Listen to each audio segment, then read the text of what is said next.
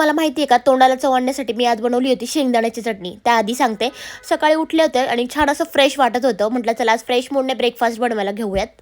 तर काही नाही, रात्रीच ब्रेडचा पुडा आणून ठेवलाच होता. म्हटलं चला आज ब्रेडचे मस्त दोन्ही साईडला तूप लावून आहे ना, मस्त कडकमध्ये भाजले आणि तेच त्यांना चहासोबत मस्त कट करून पीसेस खायला दिले सगळ्यांना. त्यानंतर दरवाजामागे खूप सारे कपडे होते, ते सगळे वॉश करून घेतले आणि त्यानंतर मी गेले माझ्या नंदेच्या घरी.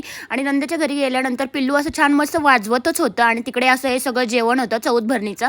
आणि ते सगळं जेवण करून अंगावरच झोप खाली आली. तिथेच खूप साऱ्या गप्पा वगैरे मारल्या आणि निघालो. पिल्लू काही सोडत नव्हतं आम्हाला. शेवटी बाय बाय केलं आणि पूजाला आणि पप्पांना बाय बाय केलं. घरी आले. हे माझं पार्सल आलं होतं, त्यात काहीतरी खुटपुट केली, ते परत रिटर्न केलं कारण खराब होतं.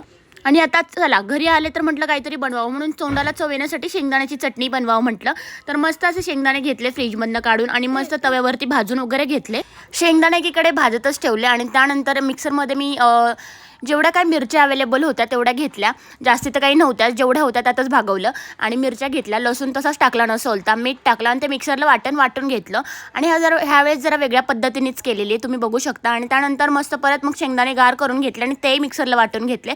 आणि त्यानंतर मिक्सरला वाटण करून झाल्यानंतर पहिले तेलामध्ये मी फोडणी जे काही मिरची, लसूण आणि ते मीठ घेतलं होतं ते तळून घेतलं आणि त्यानंतर त्यात मी शेंगदाण्याचा कूट टाकला आणि मस्त फ्राय करून घेतलं.